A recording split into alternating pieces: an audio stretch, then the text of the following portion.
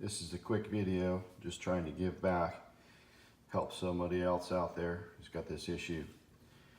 Forward edge, shift to park, indicator light on the dashboard says you're not in park. Everybody knows about this problem. This is the part number that I used to fix the issue. Ordered it direct from Omron, like $6, $7. Okay, here's red 2011 Ford Edge. This job is maybe considered difficult by some, and I'm not an expert, just a tinkerer with a lot of experience. So the first thing I did was to put something behind the tires, engage the parking brake, put it in neutral by activating the accessory with your foot on the brake, then disconnect the battery so you don't have power going through your system while you're doing all this.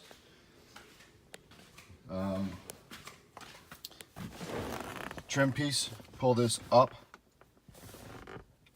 and out. These pieces come out pretty easy by hand. You can Google another video and find about that. Easy. Torques, one here, 3 here on this side. This pops up, and right here, this pops forward. So if you push and hold that and pull this forward on each side, this will separate. There's not a lot of room to work in here once you get this up. And on the passenger side, right under this, there's a light connector for these LED lights that are in the cup holder. You'll need to disengage that to give yourself a little bit more working room. Try not to scratch this area here by your AC and your volume controls, because the pins on the back side of this are a little bit sharp. So I covered that up with something. This unit here, bring it up, rotate it clockwise. Try to attack it from the passenger seat. Working on it from the passenger seat was really the best way to do it. The switch is in the front, right about here, of the gear switch mechanism.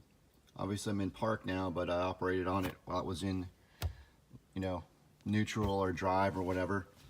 Remember, with the battery disconnected. Obviously the engine is not running. The switch faces down, so the plunger, like my finger, would be facing down, and so when the mechanism goes forward, it pushes up on the rocker switch, which is oriented like this, and the rocker switch gets actuated up when it pushes into park. Now, I'm not entirely sure that the switch was bad, but since I had it disconnected and I wanted to attack it, I did swap it out. I think perhaps that as these get some miles on them and some age and all the heat and cool cycles of the sun and all the elements, I think that perhaps the arm, the actuator, the metal arm that actuates the switch may lose some of its bite on the switch. And if you gently and gingerly bend it down a little bit to put a little bit more upwards force when it goes into park, that might fix it. But that's not what I did. I did replace it, and I'll get on to doing that explanation now. As you've got this up and did I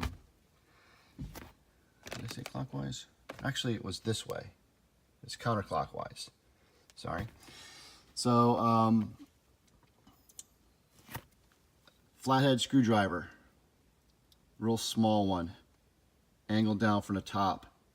Gently pry the switch off towards the passenger side, and it will come out. It's not glued in, it's in there just by those 2 tabs that go in this way to the mechanism. And you can pry it out again towards the passenger side gently. It will come out, unroute the wires. I'll show you the switch in a moment, and then I'll give you the color codes that I used when I replaced it. All right, so I guess I threw out the switch, but I did make a little wiring color code. The old switch has colors black, green, and blue. And you can see the new switch has black, blue, and red, and that's how they go together. Good to know. All right, this switch has the clip on it, as I said, that the little metal arm that actuates the pin switch.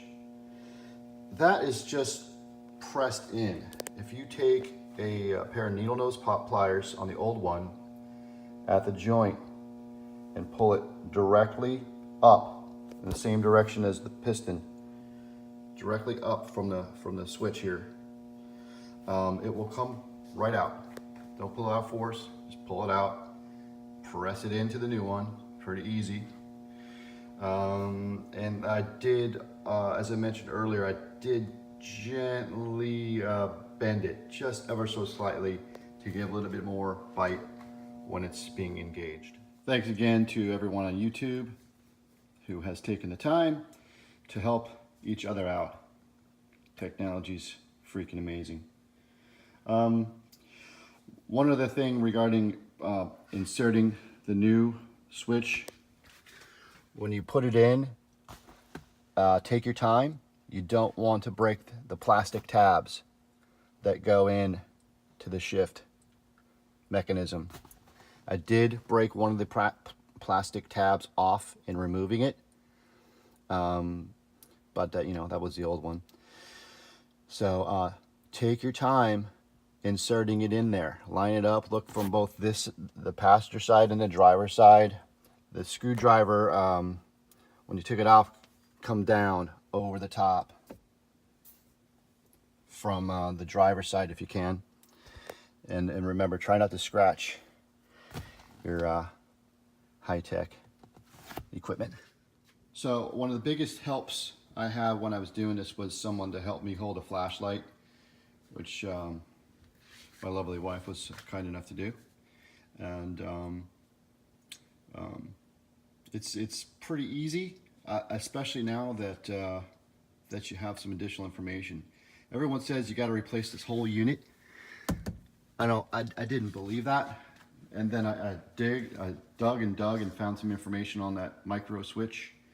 And you know, there's people on YouTube saying, "Oh, just jiggle this about 30,000 times and mess with it and stuff." Well, you can do it. You can do it. All right, so this is Captain Nemo, Capt. Nobody cares.